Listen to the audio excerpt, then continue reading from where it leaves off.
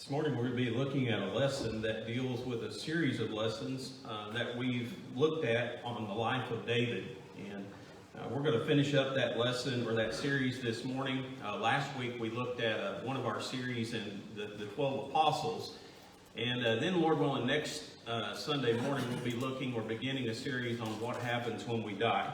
And so I mentioned whenever I put this series together, I always like to have kind of a summary or concluding lesson to look back and see and emphasize some of the things that we've learned. And obviously, when we study the life of David, I think there were 20 lessons that we looked at in that series.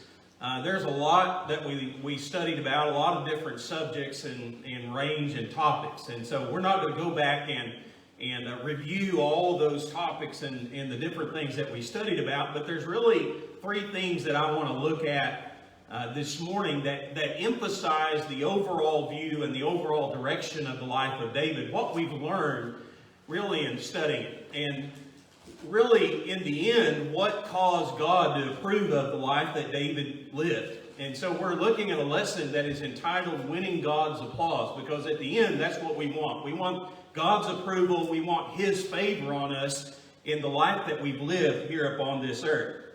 And the remaining chapters of the book of 2 Samuel and really 1 Kings, first two chapters in there kind of give us a different or an overall picture of different people and different events that happened within the life of David.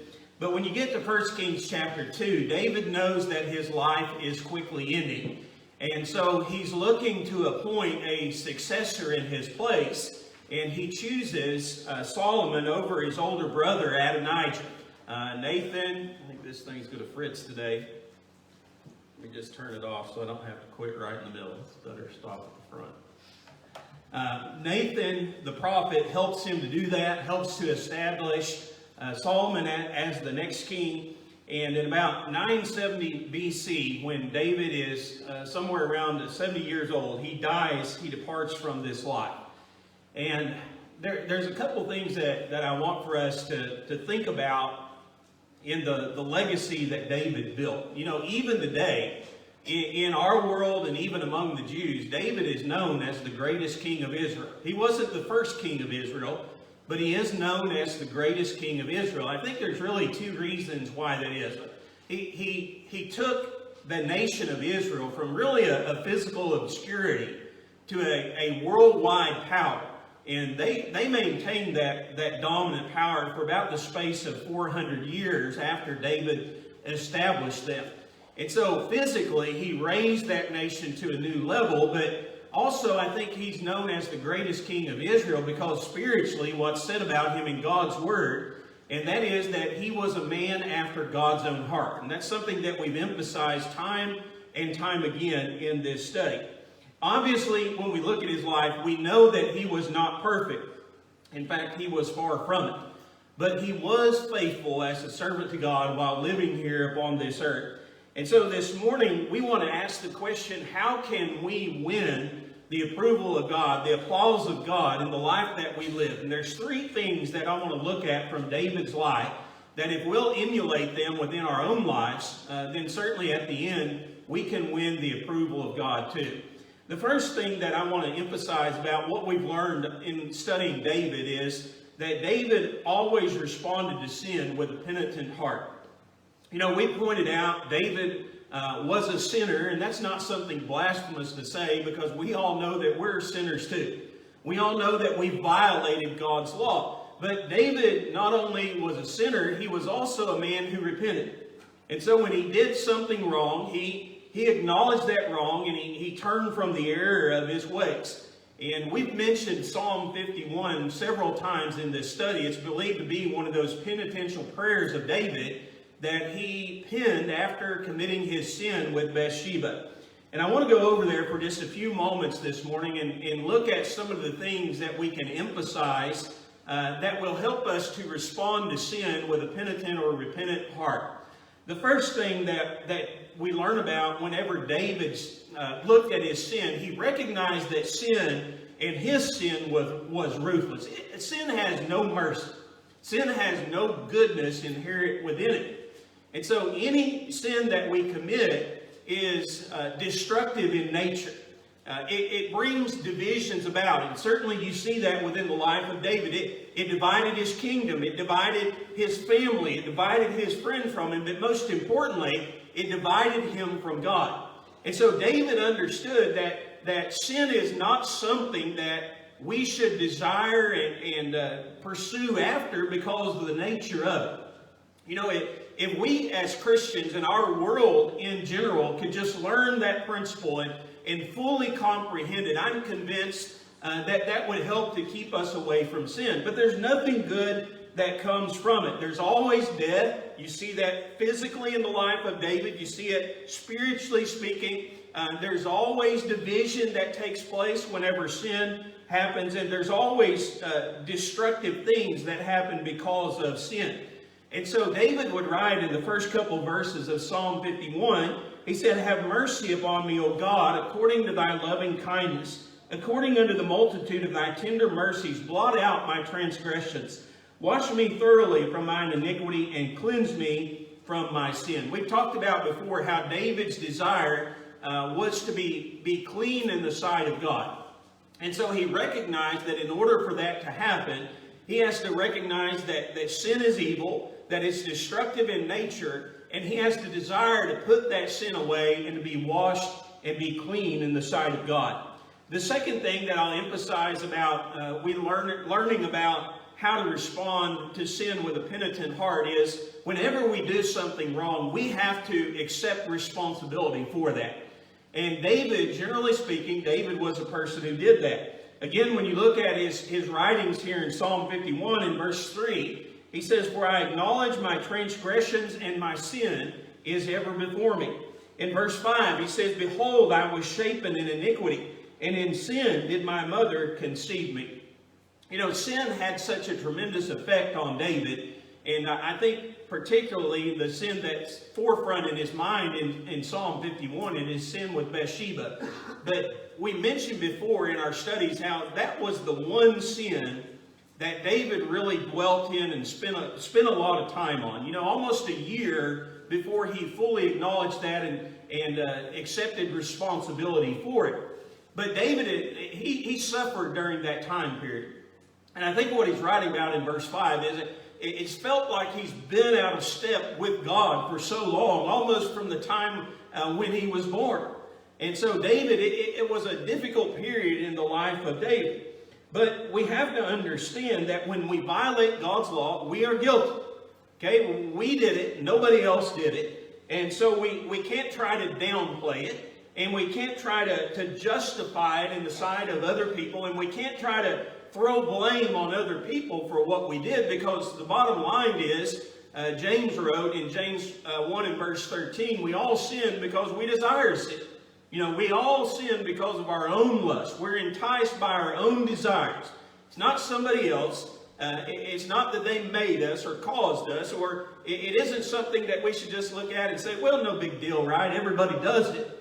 David, when he saw sin in his life, he saw it as a tremendous burden, and he knew that he was responsible for committing it, and he was haunted by it. Again, when you study David, you'll find that whenever he understood that he was responsible for committing some sin, it bothered him. It haunted him, both physically and mentally.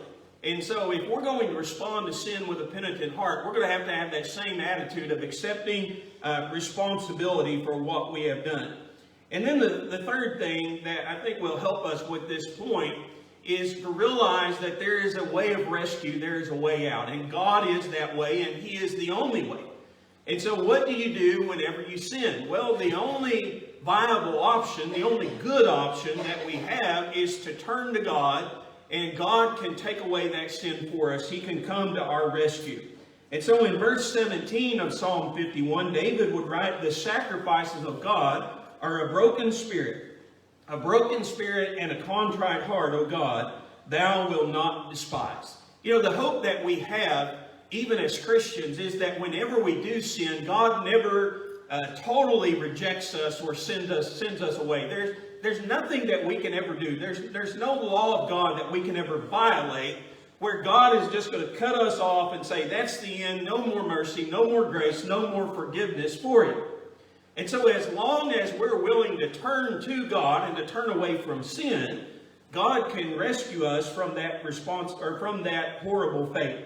And David fully understood that. He understood that if we come to God with a penitent heart, that God would forgive us.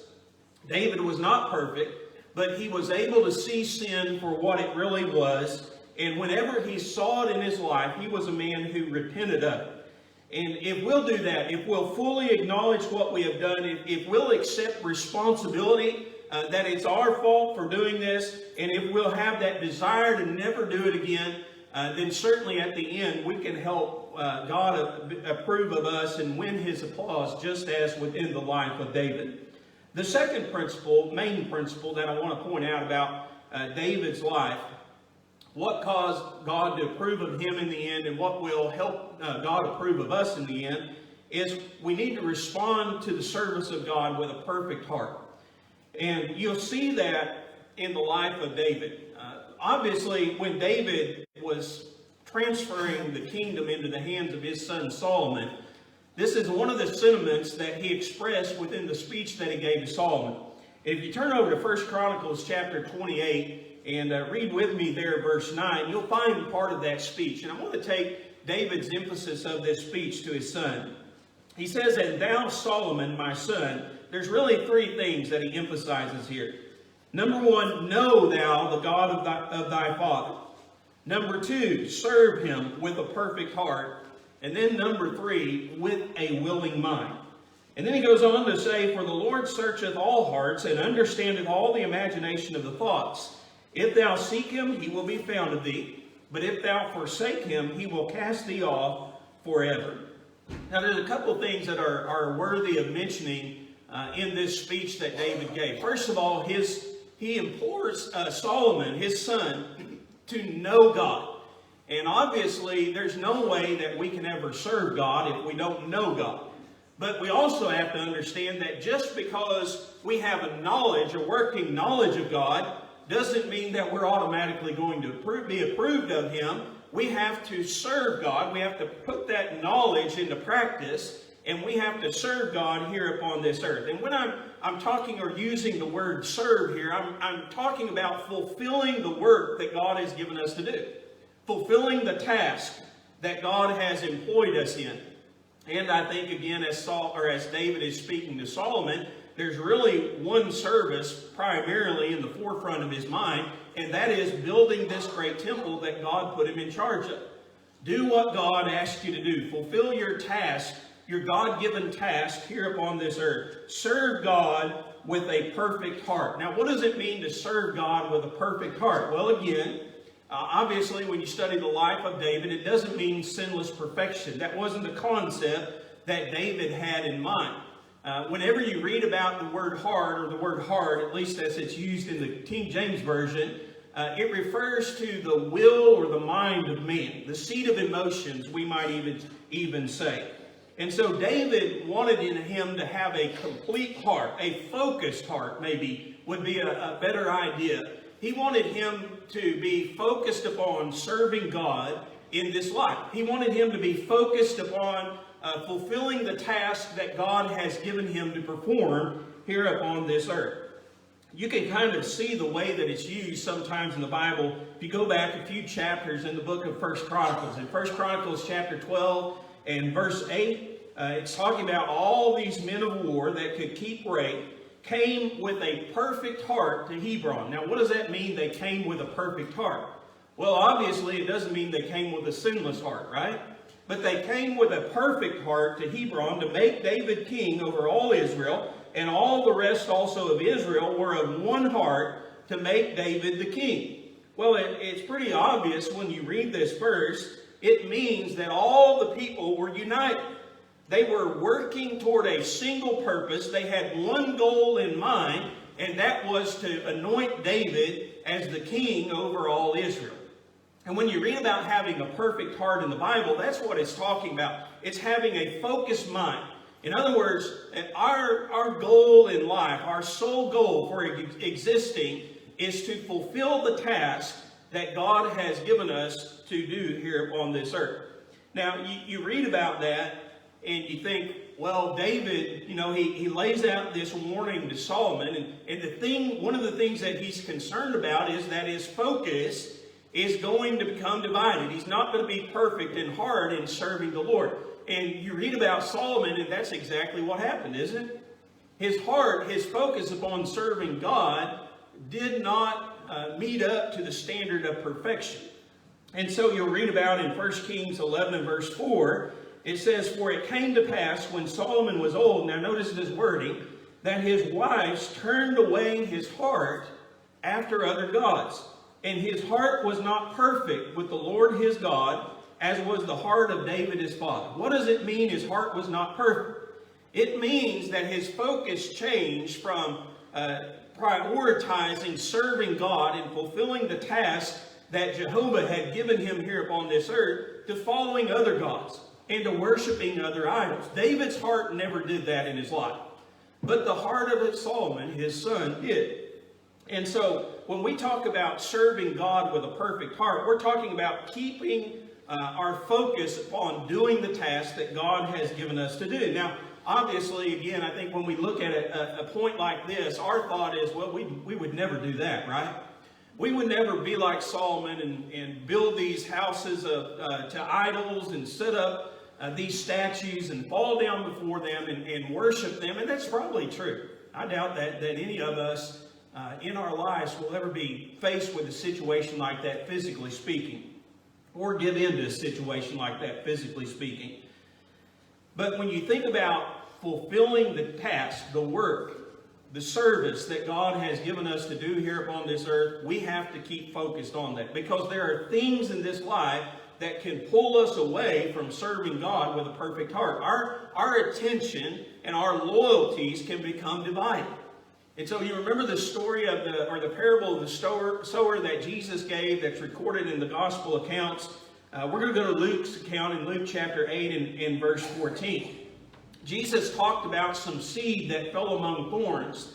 And then he gives the explanation of that in verse 14. He says, "And that which fell among the thorns are they which, when they have heard, go forth and are choked with," three things here that are mentioned: cares and riches and pleasures of this life, and bring no fruit to perfection. There are things in this life that can take our hearts and not make them perfect in our service to God. And so we have to think about those things constantly. What are they?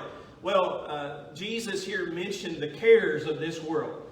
Sometimes we get so worried about tomorrow and what's going to happen and be prepared for it that we put aside things that God tells us we need to do and need to be doing, and we prioritize the things of the world instead. He also mentions their riches. How many people today in the world, in the pursuit of money, put aside the service, the task that God has given them to do?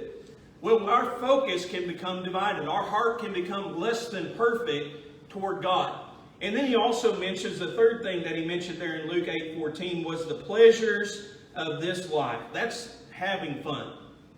Sometimes we put the things that God has given us on the side, or given us to do on the side burner, so that we can go ahead and have fun. We can enjoy life.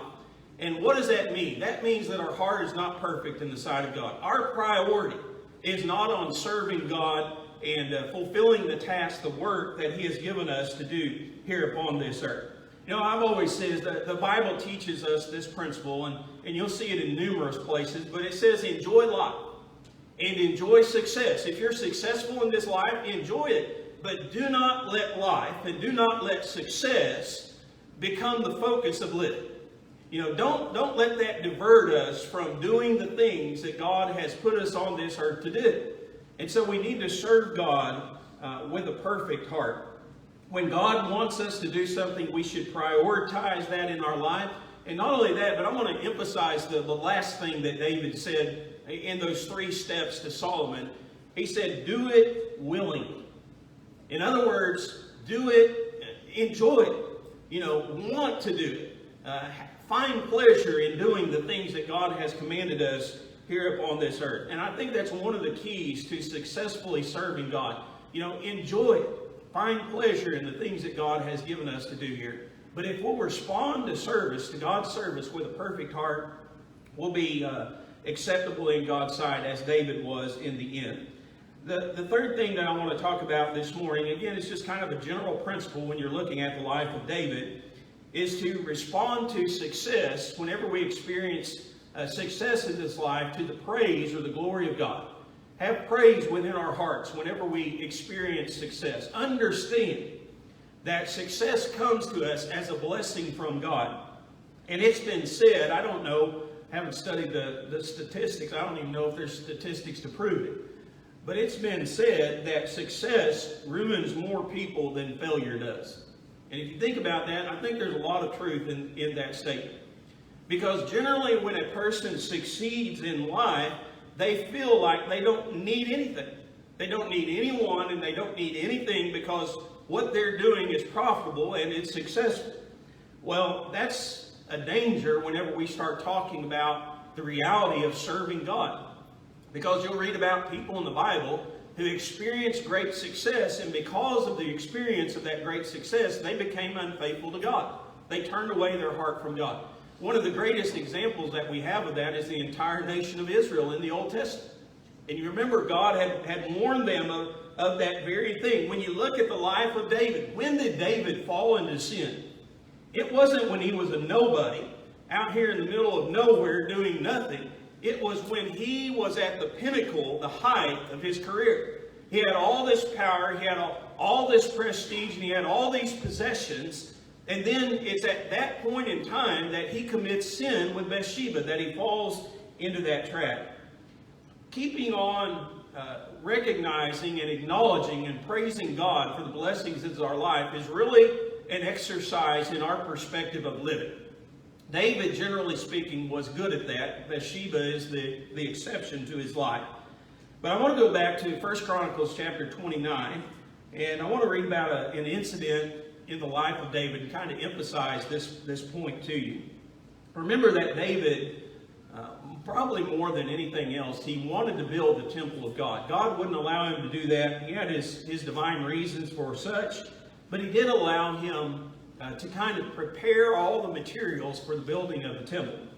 And in 1 Chronicles 29, and beginning in verse 3, David is speaking here. He says, "Moreover, because I have set my affection to the house of my God, I have of mine own proper good, of gold and silver, which I have given to the house of my God, over and above all that I have prepared for the holy place. Even 3,000 talents of gold, of the gold of Ophir, and 7,000 talents of refined silver, to overlay the walls of the house with all." David got to prepare the materials for the building of the temple. And so he didn't, he wanted to build it. God didn't let him do that. But whatever God gave him to do, that's what he was going to do. He was going to be fervent in whatever responsibility God gave him. And so his responsibility was to prepare the materials for the building of the temple. Now he goes out here within Israel and he encourages the people, and when all of the treasury is brought in for the building of the Lord's house, it is unbelievable amount. David himself is surprised, and all the people are surprised too. But David says, I haven't given yet.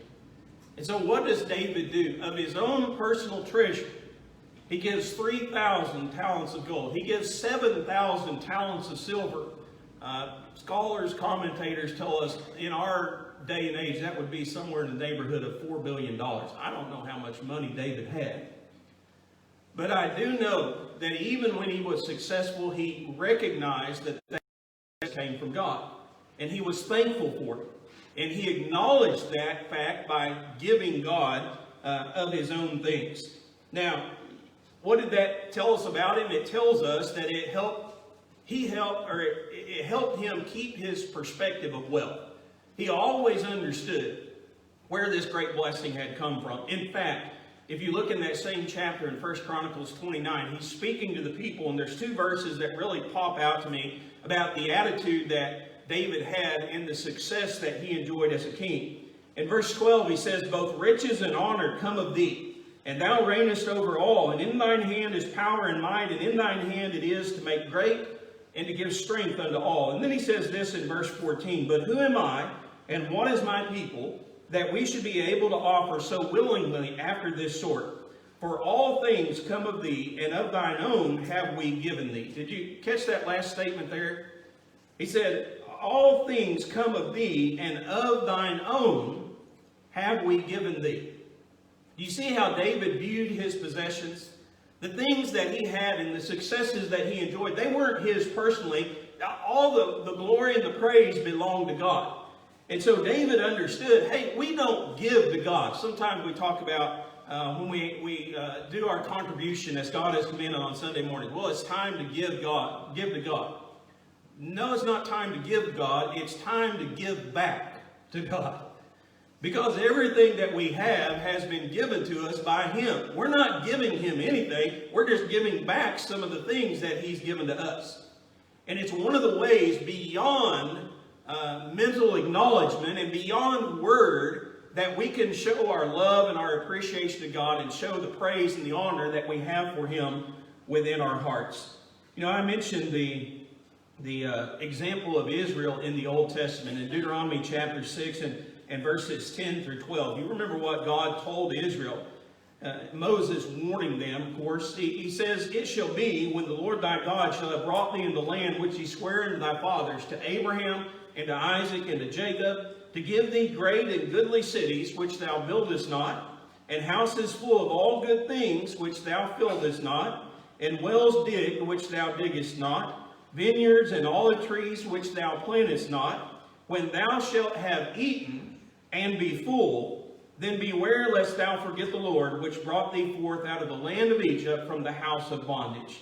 You know, the concern, the warning that Moses had with these people was whenever their hearts was full, when their hearts were full, whenever they inherited all these blessings of God. Remember when they come out of Egypt, physically speaking, they don't have much. They have what Egypt gave them, but they don't have any land to call their own. They don't have any houses. They don't have any olive trees. They don't have any vineyards.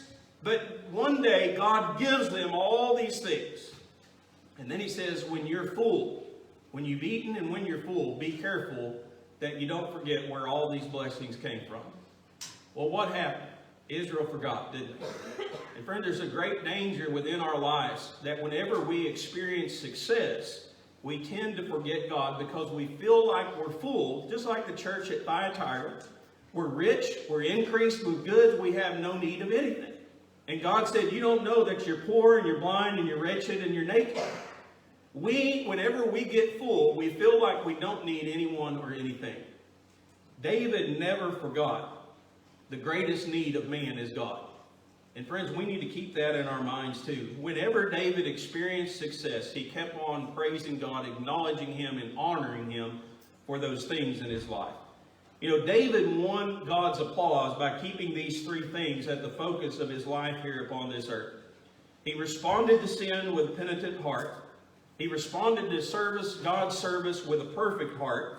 And he responded to success with a praising heart. And if we'll keep those things the focus of our lives here upon the earth too, then at the end, we can be sure that we'll win God's applause just like David did. Maybe there's one here this morning, though, who's not yet a child of God.